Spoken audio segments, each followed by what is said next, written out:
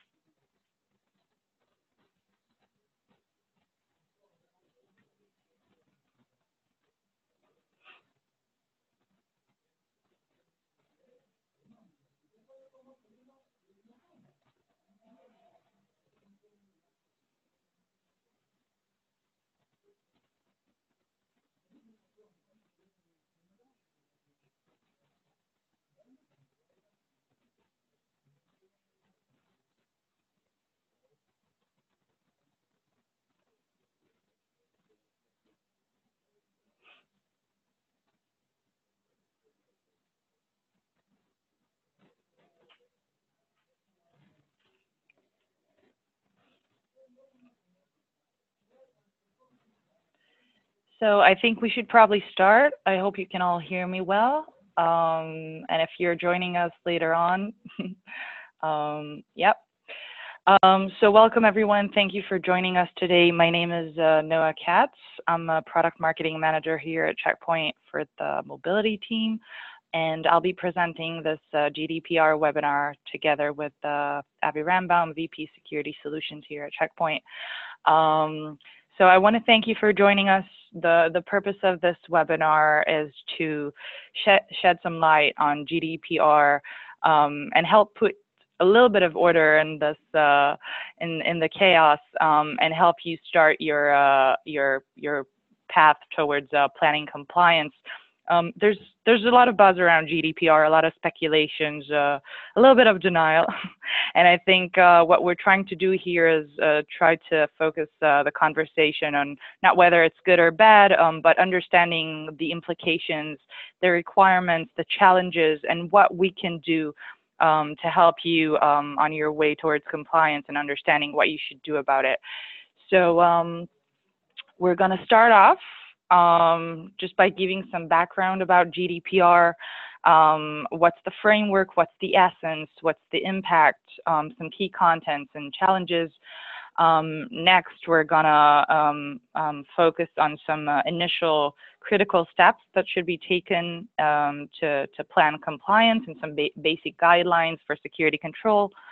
And then we're going to focus on what Checkpoint has to offer in terms of alignment with GDPR security controls.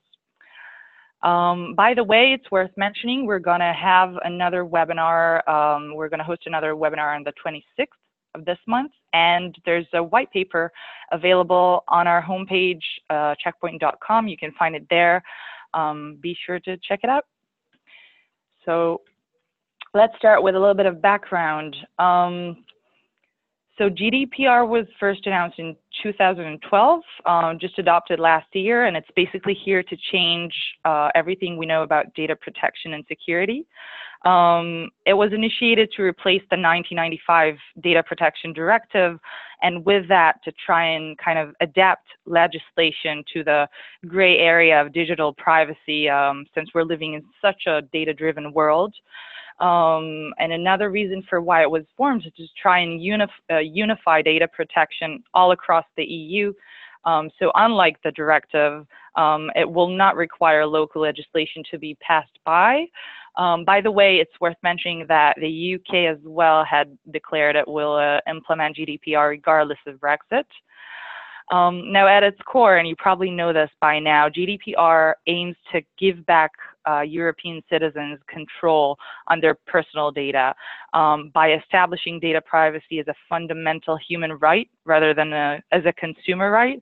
And with that, it places significant policy and technical responsibilities on any organization worldwide that handles European citizens' personal data, regardless of whether they operate inside the EU or not. And it's actually one of the biggest changes to regulatory landscape of data privacy. With the 1995 directive, for instance, territorial applicability was a little bit vague. It was mentioned in the context of that data process was mentioned in the context of establishment and so on. And GDPR makes its territorial applicability very clear. Any company, enterprise, organization that handles EU citizens' personal information will be impacted by it. So it's pretty clear that although it's a European regulation, it has vast worldwide impact. Now I want to focus on some of the highlights of its content. So GDPR mentions privacy by design and by default. So it requires that data protection will be designed into the development of business processes for products and services. It's a concept that has been around, for years now, but is only now just becoming a legal requirement with GDPR. And it basically calls for the inclusion of data protection from the onset of the designing of systems, rather than as an addition. And when we're talking about privacy settings at such a high level, so by default, there's a big focus on risk assessment and security architecture. Some of the focuses for organizations. So we're talking about consent. Organization must obtain consent in a way that is clear to a citizen. They must make information available on how, where, why they gather the data at all times. And they must provide logic on any automated processing of data available. And some of the data subjects, include a breach notification. So organization would have to notify about a possible breach within 72 hours from the moment they had first become aware of it. And they would have to notify both governmental compliance bodies and impacted citizens. We're talking about a right to access personal data at any time and to be provided with a free of charge electronic copy of their personal data. We're talking about the right to be forgotten. So a citizen could ask to completely erase their personal information, or for a controller to completely disseminate the data if they withdraw their consent, or if the purpose for why the data is being processed is no longer relevant. And we're talking about data portability, so they can transmit their data anywhere they wish to at any time. And although GDPR asks to simplify the regulatory environment for international businesses, it also poses some serious challenges. So it requires that data must be processed in a way that ensures security, integrity, and confidentiality. However, it doesn't really provide any clear or direct guidelines on how to comply, nor does it include any list of technical controls to implement. With the PCI, for instance, the guidance was very clear. GDPR keeps things very flexible, and the guidelines mentioned under Article 32 are pretty basic. And in addition, it's a new regulation. So we don't have a lot of examples, a lot of previous examples we can draw on, and there's still much to be determined. There are many aspects about GDPR that are still a work in progress. For instance, it introduces the concept of codes of conduct, which are industry-specific policies that could help companies comply with GDPR. But these rules do not currently exist.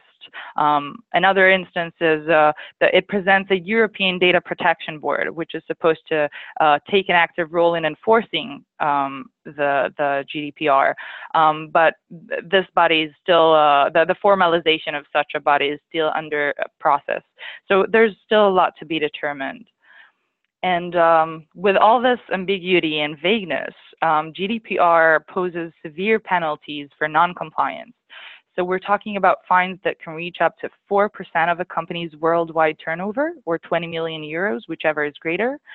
And the enforcement date we're talking about is 25 May 2018. It's a year from now.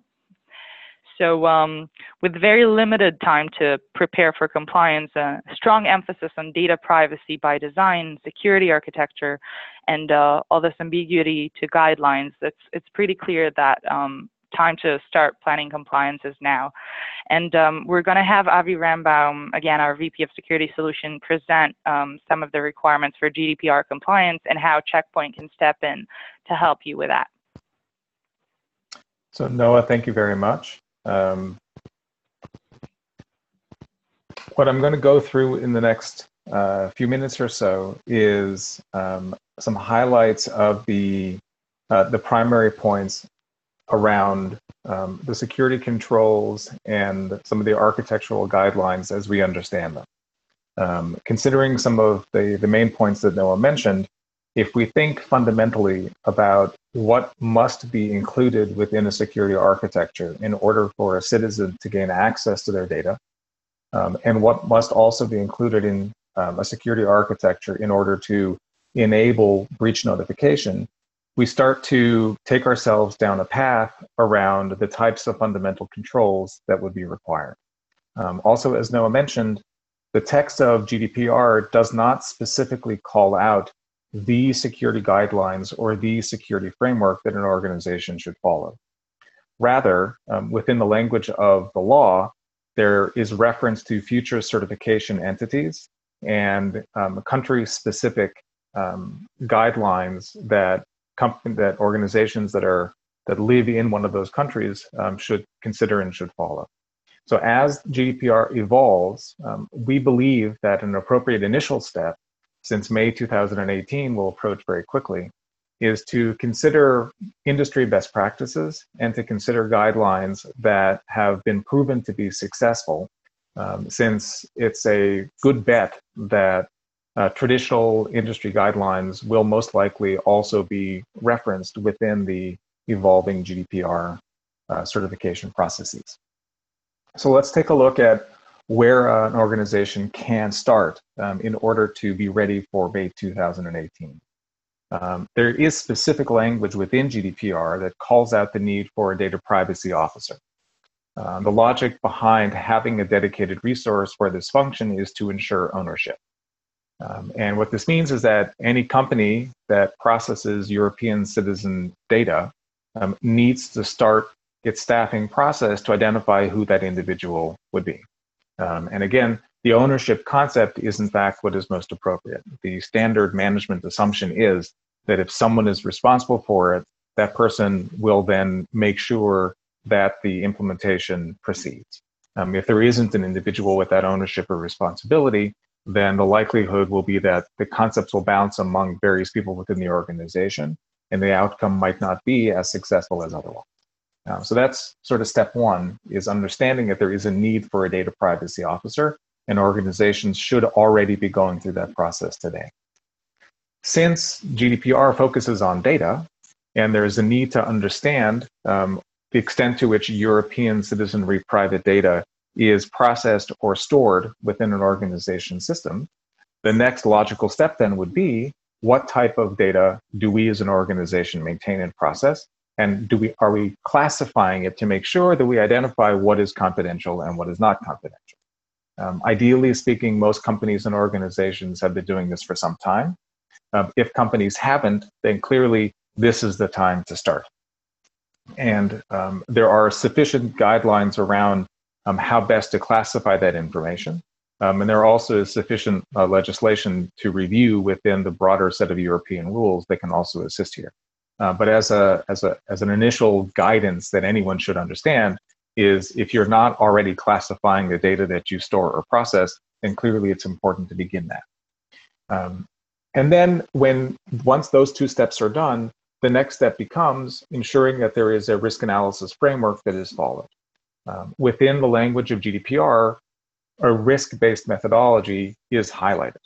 And risk management, or the methodologies around risk management, ask the very basic question of what is the potential risk or harm to we as an organization or to the data of European citizens that we process? And do we have sufficient protections in place to prevent that risk? That question is then balanced against the other side, which is, what is the cost of implementing a specific control? And does that cost of the control, does it align itself with the benefit that we would receive in terms of preventing that risk? And so here too, within GDPR, and this is also standard within industry best practice around information security in general, is a understanding that all organizations cannot implement always the absolute best protections or best controls that are there, because they might be overly burdensome from a cost perspective. And GDPR understands that, but at the same time, specifically notes that controls must be put in place in order to ensure that data isn't changed, to make sure that European citizens have access to their data, and that they can also move it from place to place, and that an organization can know if a breach has taken place and, of course, prevent it, plus also allow data portability. So if we go back again to those main points, whatever risk analysis is performed needs to always make sure that the outcome of the selection of controls addresses the fundamental requirements that are within GDPR. And indeed, this brings us to this area of logging and breach identification. In order to comply with the requirements around breach identification, organizations need to know that a breach is taking place. And that is going fundamentally to alter the ways in which many organizations log activities across their network.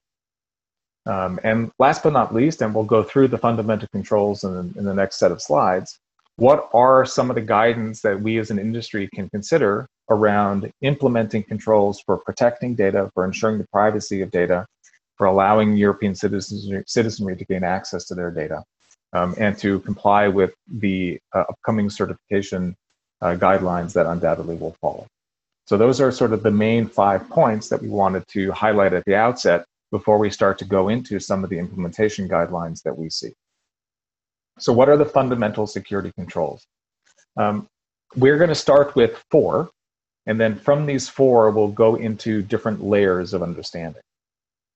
First, clearly, is encryption. And within the language of GDPR, the terminology is encryption and pseudonymization, or finding a way to hide the identity of or the quality of the data. Encryption isn't new. Encryption has been leveraged for decades now in order to prevent the data from falling into the wrong hands. And we see it consistently across various types of rules and regulations on a global scale, and therefore should not be surprising that encryption and pseudonymization are referenced within GDPR. The integrity of processing systems is one that has so many aspects to it that with the 4 words that appear on the slides, we need to then sort of sit down and consider what indeed is involved with integrity. In many ways, this concept pulls from the type of language that we see, again, in other regulations.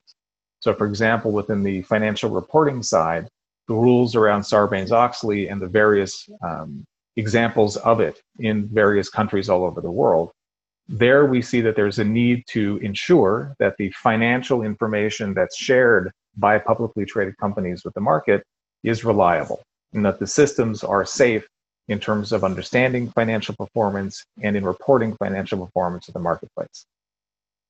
A claim like that requires a nearly endless set of security controls and privacy functions within the network and within the broader organization. So indeed, that simple statement around ensuring that the financial information is reliable is true.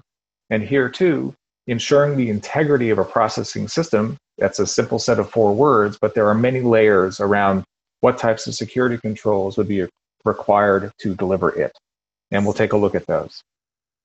Quickly restoring access falls along this similar line and requires organizations to have in place disaster recovery and backup systems so that if there is an event or if there's a loss of access to systems, either because of acts of God or because of human error or malicious activity, that here too, a whole set of controls and systems are put in place in order to enable that very quick restoration of access.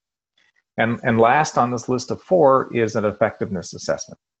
And this really does bring us back to the traditional concepts of security lifecycle around a standard practice where on a regular basis, an organization assesses the effectiveness of its controls, identifies lessons, implements those lessons, and then again, the cycle continues around regularly assessing them, learning the lessons from the output of the assessment, implementing fixes, and then again reassessing.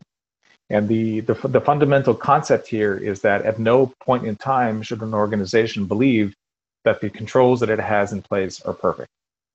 On a regular basis, continuously, reassessment needs to occur.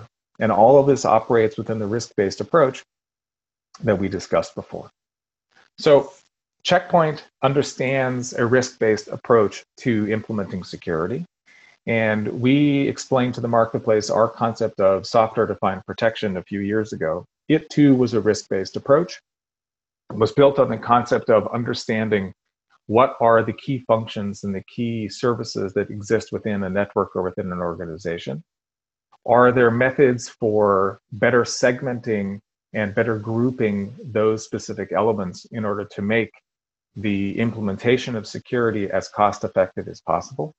And then also identifying the ways in which rules and policies can be implemented and highlighting the importance of logging and understanding and simplifying the modifications, changes, and introductions of new policies across the organization. And this type of methodology, although not specifically called out within GDPR, is certainly within the same spirit. And our hope is that organizations can continue to leverage a architecture that is built on Checkpoint in order to speed their implementation of their GDPR programs. We understand that at any given point in time, the calculus of risk, benefit, reward, cost needs always to be conducted. And the primary focus of SDP is again around implementing the best possible security in a way that is effective and efficient. So let's sort of, with those concepts in mind, let's take a look at a deeper level of understanding around the best practices for GDPR. What we're showing now are a series of 12 concepts that in many ways build on that initial set of 4. And what we're going to do is go through them and highlight some of the ways in which we hope that the technologies and the services that you leverage from Checkpoint can be used in order to speed your GDPR programs. The main points that we're talking about, yes, they're unique within the Checkpoint technology set, and our intent here is to highlight them as being functions, not necessarily specific products or technologies that if you haven't yet bought from us, that you absolutely should go ahead and purchase.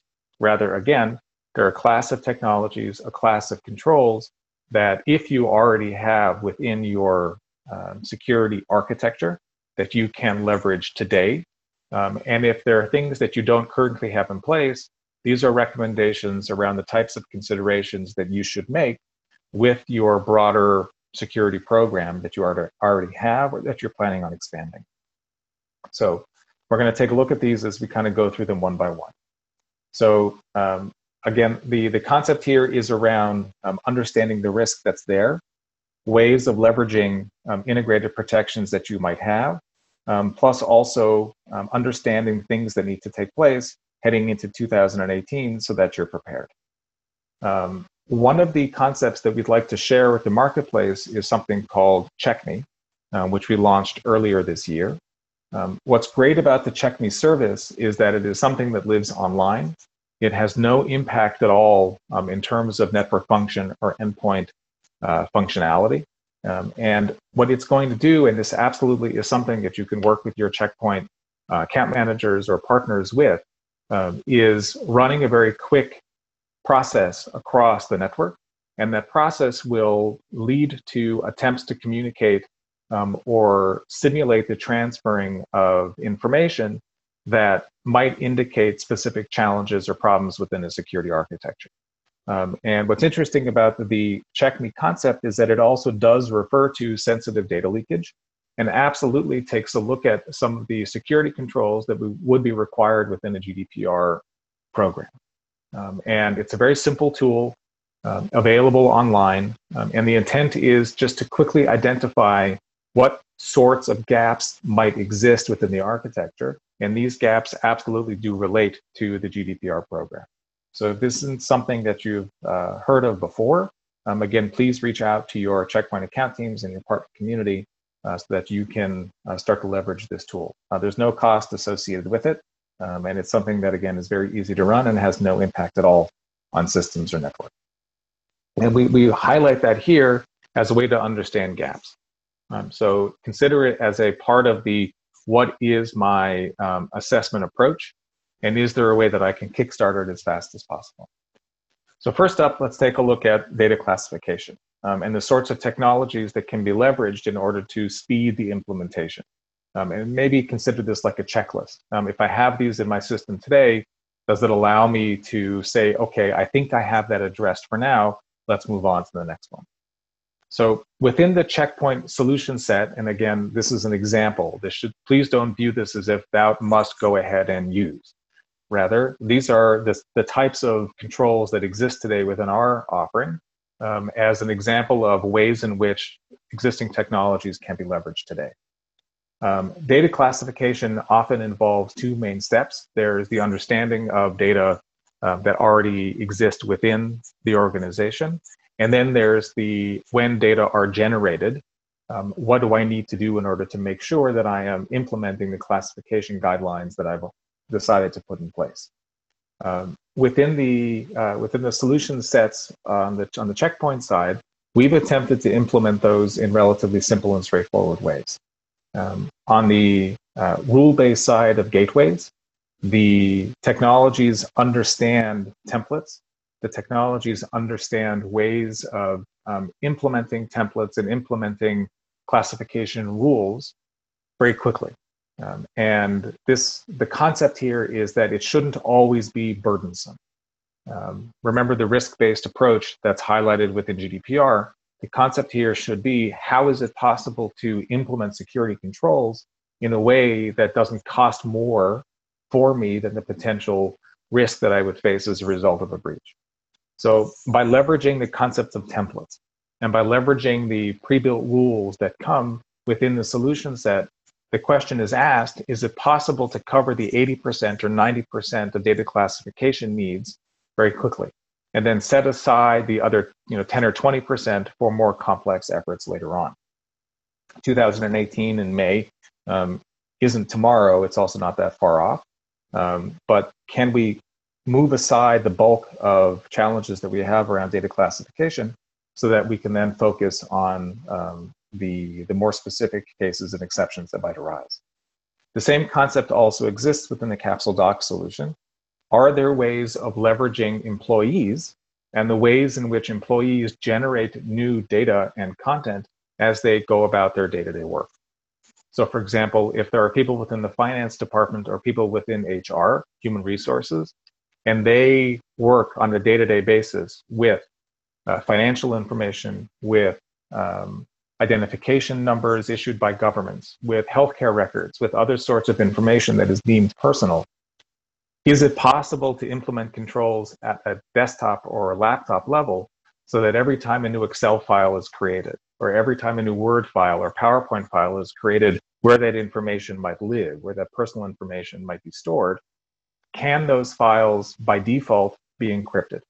Can they be classified in such a way that they are understood to be confidential, so that if anyone might inadvertently distribute such a file, it would be encrypted, it would be protected, and the personal information that lives within the file, if it by chance should be sent out of the organization, would not reveal that information and result in a fine for the company that must deal with the GDPR guidelines. And so conceptually, what these two ideas are about, again, are ways of leveraging technologies that exist, ways of simplifying the process of implementing things like data classification and encryption, so that the path towards GDPR compliance can be faster. The same also applies within configuration change management. Are there ways of leveraging the logging that you already receive as a checkpoint customer from your gateways in order to ease this understanding of change management? Can you leverage the logs that you already receive? Can you look at specific details within the logs to see if anyone might have gone ahead and changed the rules or changed the configuration settings associated with some of the security infrastructure that you have in place? Or were there changes made to how it is that data is allowed to pass from repository to file directory, that there too might also be an indicator that there might be a GDPR-related event taking place? The logging information is there already. There's value in it, and the question becomes how best to leverage that information as a part of a GDPR program. Here too, also with administrator controls and separation of duties. This is a standard concept within security regulations. It's built on the idea that only someone with required access should be able to access that system. That applies within setting of security rules and policies. It also applies within applications and the ways in which services are designed. Considering what Noah said earlier about privacy being a built-in rather than bolted-on process, the same concept here also exists. As a security architecture is implemented, are we making sure that we are restricting the functions of individual security administrators, their access only to the systems that they need to have access to? Or is it possible that because of oversight, we might have allowed someone with too many privileges, that they indeed can go in and set threat prevention rules and also access control rules, and they can modify configurations of gateways in parts of the network over which they should have no oversight at all? And as a result, one angry employee can lead to a system breakdown, and that breakdown can lead to a breach. So are we making sure that we've defined the profiles in the best possible way, and that we've implemented the right types of access control within our security controls themselves to make sure that we are GDPR compliant, and at the same time doing our best within a risk management approach to protect the data of European citizens that we store and process? Compliance Blade is a similar extension of the same idea. Compliance Blade has built into it already a series of GDPR checks, and consider these checks to be more around best practices than an actual demonstration of compliance. The concept is, do I have built into the configuration details of my gateways? Do I have built into the rules that I've defined across my organization the types of checks that GDPR will be looking for, or that the certifying agencies associated with the GDPR compliance efforts that they will be looking for? And something like Compliance Blade can be exactly used in order to speed that process. If I believe it's important for me to segment the part of the network where I have data from other parts of the network, and a part of that process is around anti-malware protections, because it's possible for malware to traverse the network, let's say, and that's an approach that you'll be taking for GDPR. The Compliance Blade will allow you to look at the rules and the configurations of the gateways that segment those two parts of the network and check to make sure that you in fact have the right controls defined there. If you don't, that'll be flagged, and then you'll understand as a part of the assessment process whether or not you've implemented your GDPR program in an effective way. So as we continue again along this process, we're going to follow this same view. Are we using the systems that we have in place and leveraging the functions that are built into the technologies, our technologies and others, so that we can speed our implementation of the GDPR programs? Access control and network-based segmentation here are critical. If we think about ensuring the integrity of the systems that process data, that means that no one is able to get into those systems and change the data, that those systems continue to operate, that they ensure access to European citizenry so that they can read the data that we might store.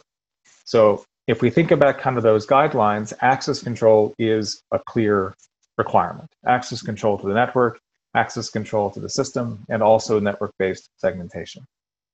And what we're doing within the checkpoint technology set is looking for ways to further simplify this analysis of networks segmented in order to maintain data privacy and an understanding of data flows across the organization. What you'll see with us with the launch of R80.10 is conceptually this idea of a content understanding rule base. This is something we've been talking about for some time, and as we're heading up to the launch of R80.10, this will now be available through GA. And the concept is that my segmentation strategy should understand data flows. It shouldn't just be about ports and about specific services, although that's crucial for segmentation. It should also be around what are the applications that operate across those flows and within the different segments. Do those applications access data? And what type of content, specifically data content, flows across these different network connections? And the intent here is that the rule base that is the primary function of the security gateway of the firewall participates actively in the data privacy process. And again, this is something that you'll see with the release of R80.10. If you haven't participated in the EA program, we're about to move to GA, but certainly the EA versions are available for download from User Center. So something to consider, and something that we hope will provide benefit within the data privacy effort as delivered by the R80.10 release. Encryption and pseudonymization, as I spoke to before, covers a very broad set of security controls. Within the checkpoint family, we have those built into the endpoint security suite, and also they're understood within the ways in which the DLP guide, the DLP rules operate within the gateway. So for example, what you have within the checkpoint endpoint solution and others within the marketplace as well, and absolutely these should be leveraged as a part of a GDPR program, are a series of data-specific controls. These are, as an example, full disk encryption. If a laptop or desktop are stolen, whether or not there's private information on the media, on the hard drive, in some ways becomes irrelevant because the drive itself is useless. And it's important from a breach perspective to understand that and report it.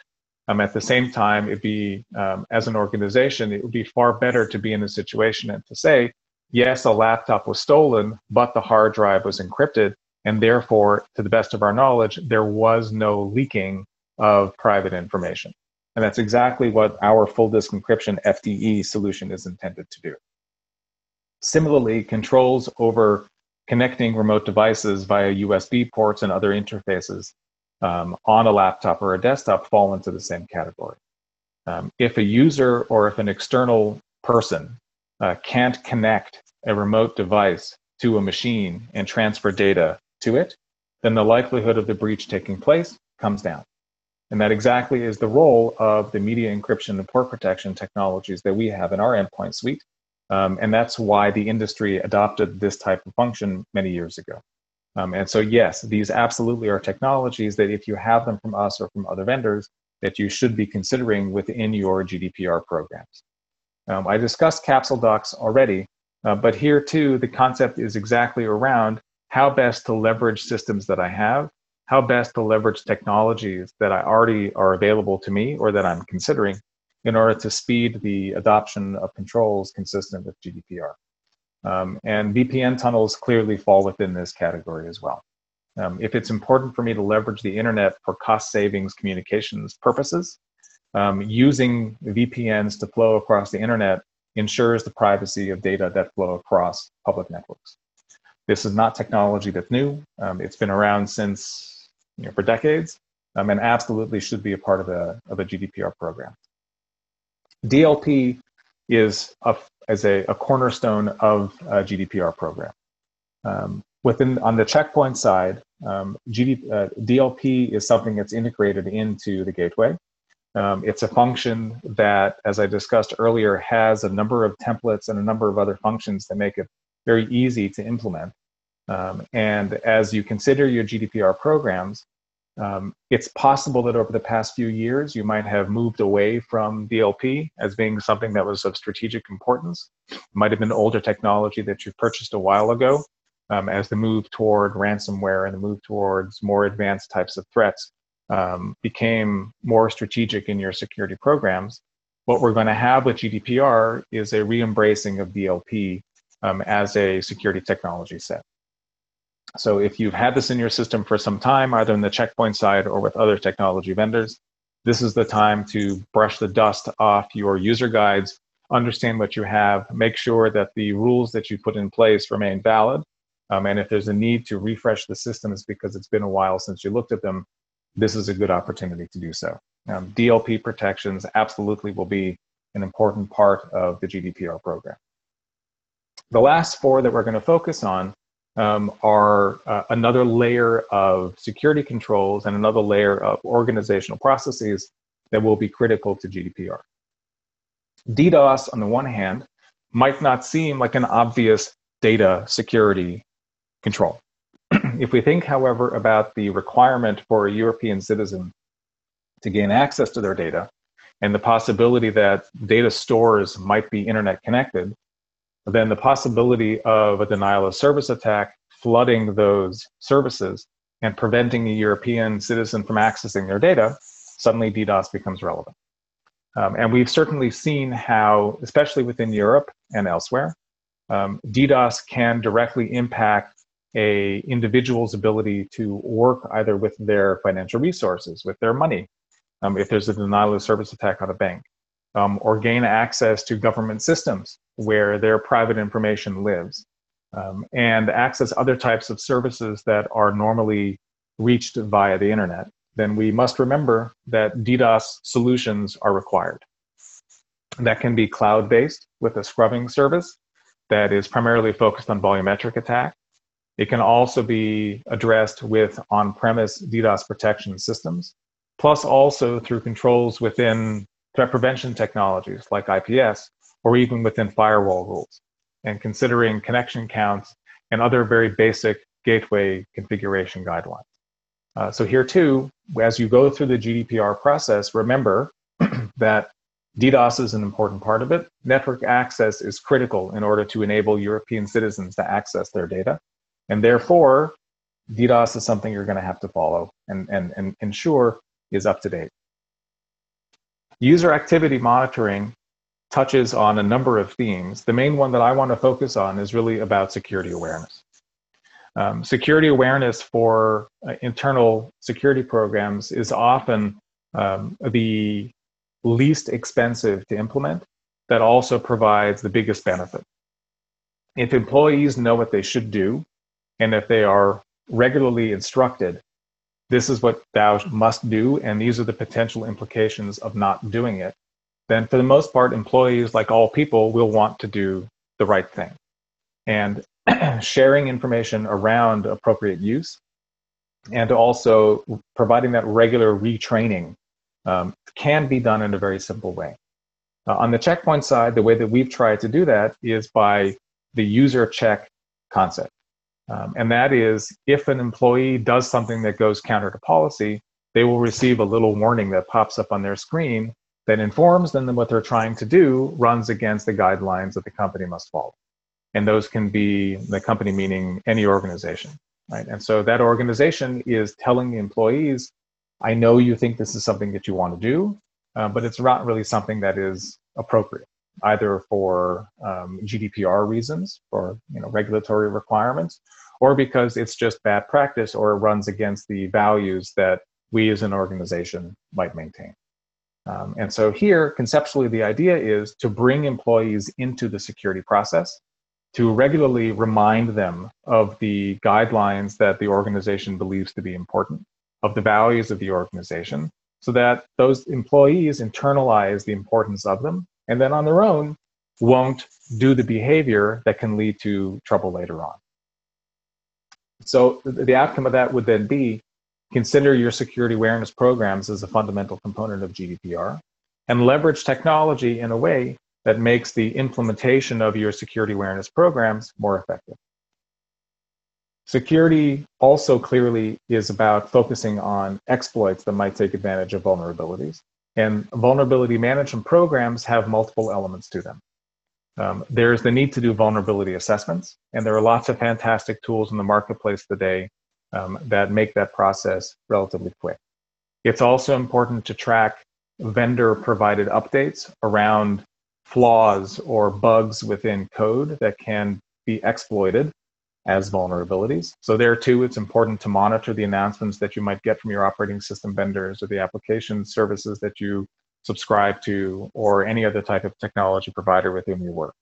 That then also requires a patch management program. So making sure that when a vulnerability is announced, there are processes and people within the organization who are responsible for updating the systems in order to fill those holes. And then understanding that the patch management program sometimes can be time consuming. It's also important to recognize that intrusion prevention is a very effective way of what's called virtual patching, or blocking the exploitation of those vulnerabilities through a network-based intrusion prevention approach, so that if an exploit is run, your IPS technologies will block it. IPS in that instance then becomes a part of vulnerability management insofar as providing cover throughout the patch management process. And considering the extent to which new vulnerabilities are announced, in some ways it's becoming more important. So with the bounty programs that exist, and with the economy growing around 0 days, and the entire concept of an industry growing specifically to identify new or to find interesting ways of gaining access to vulnerabilities for various types of malicious reasons, IPS, although an older set of technologies, has once again, like DLP, become very important. In those areas in which 0 days become more prevalent, then technologies like Checkpoint's Sandblast, sandboxing technologies, and the ability to, on the fly, extract 0-day attacks from attachments and other types of files that flow within the organization, those provide great levels of augmentation to a broader vulnerability management program. 0 days would not be identified within vulnerability management because they're not known. They would pass through antivirus systems, they would pass through other types of anti-malware systems, and a vulnerability scanning service, either on-premise or managed, also wouldn't identify a vulnerability that's not known. Sandblast and technologies like it in the marketplace therefore fill that gap. They make it possible to have a broader view towards vulnerability and to have points of control in the network that look for unknown vulnerabilities and prevent their exploitation. So also something to consider as you look at your broader GDPR program. And that brings us to the last topic around disaster recovery. Business continuity and disaster recovery are core components of nearly every security regulation. In fact, they're a part of nearly every appropriate IT program. Everyone needs to understand that backups are important. It's relevant for our phones, it's relevant for our laptops, and certainly it's relevant across the organization. The expansion of virtualization technologies make it far easier to build out or to revise or to refresh a backup program. The ability to leverage AWS or Azure, building out a backup data center through VMware or through KVM. Virtualization technologies make this process much easier. And the ability to leverage virtual security technologies as a part of the copying physical and pasting into the virtual model makes that process of disaster recovery far faster. And remembering this guideline that we should be trying to find ways to implement our GDPR programs as quickly and as cost effectively as possible, then it's important to consider how virtualization technologies, both in terms of the data center and the applications themselves, and also in terms of security, can be replicated into virtualization technologies. And hopefully the checkpoint solutions that exist within this model will make that process easier. And we certainly hope that you'll consider the virtualization concept as a means of speeding the disaster recovery program. So a question was asked about where to find the white paper around our guidance towards planning a compliance strategy. It's at the bottom of the Checkpoint website. So you'll see moving my mouse over it. There's a little logo where you can see the European Union flag.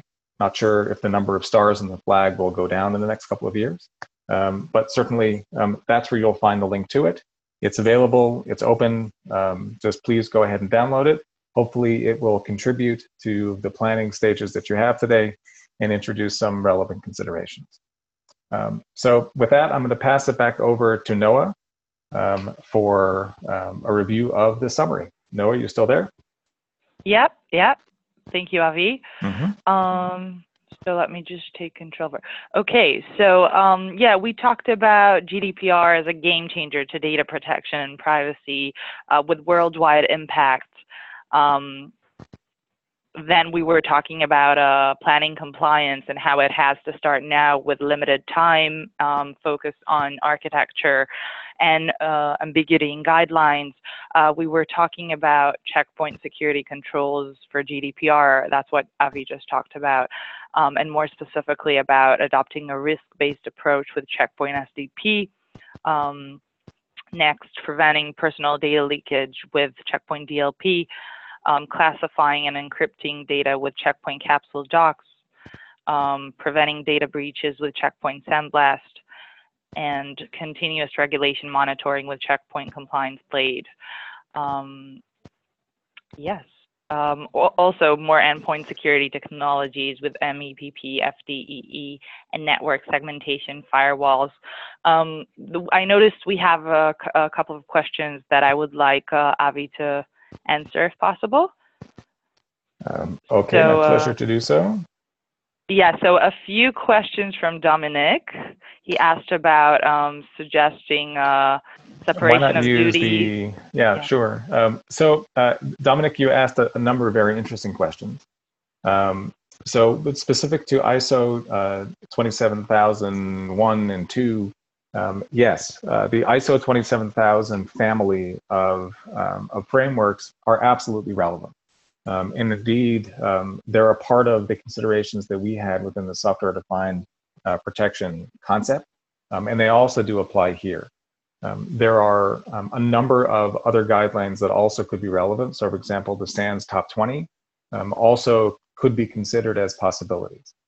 What's very interesting about how GDPR was written, and we did a lot of reading of GDPR leading up to this webinar, is that it would have been fantastic had GDPR just said, if you want to consider what a regulatory framework would be, just use the ISO 27001 and 2 as that concept.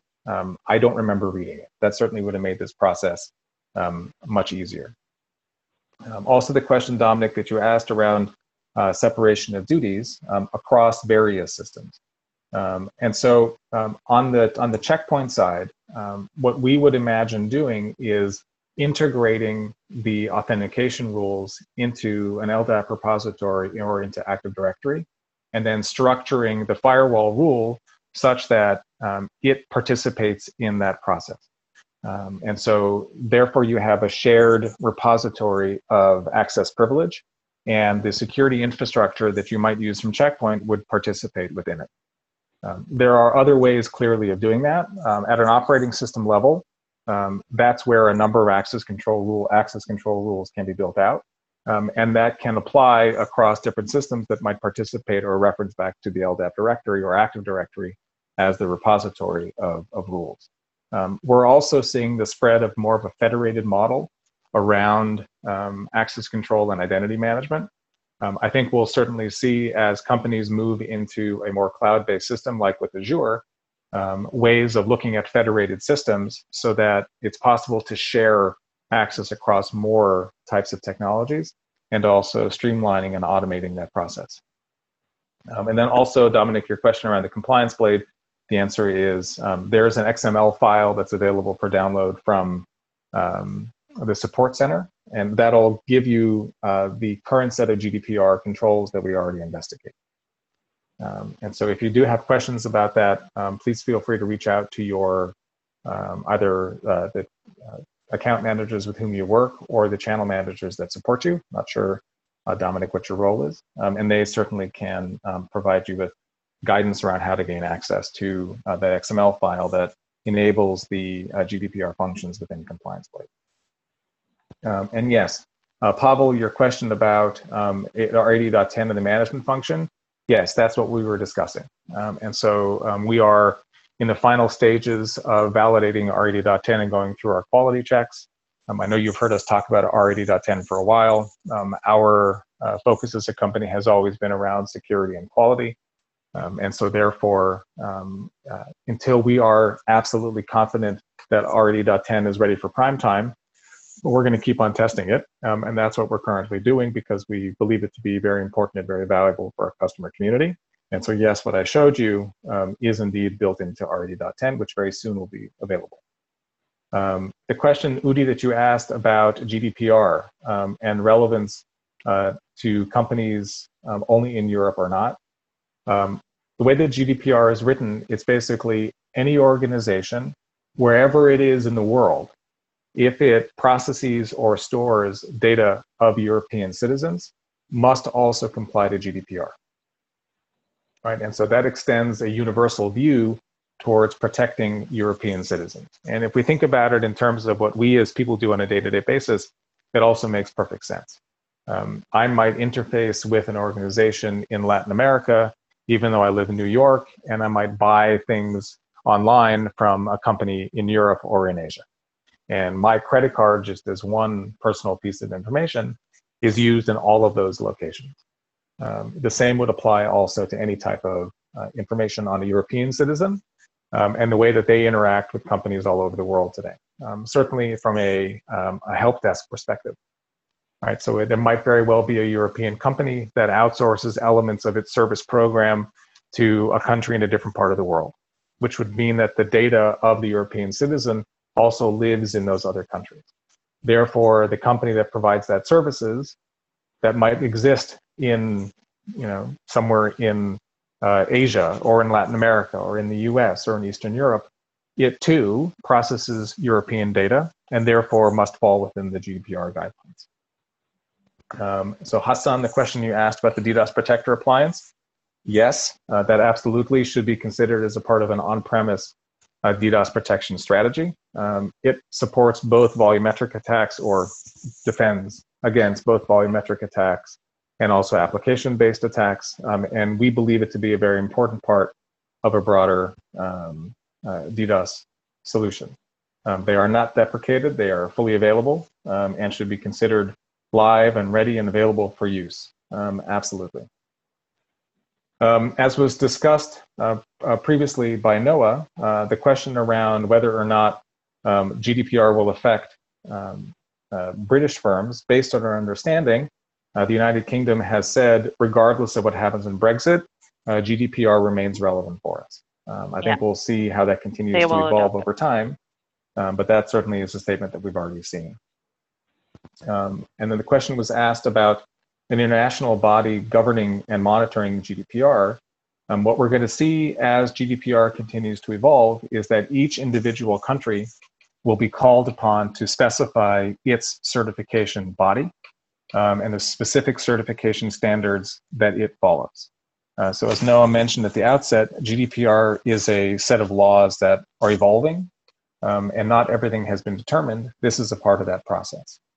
So things at a country level will determine certification, and clearly it's going to be important to consider evolving technologies and new technologies as they're implemented, and that's something that the by-country process is going to have to consider.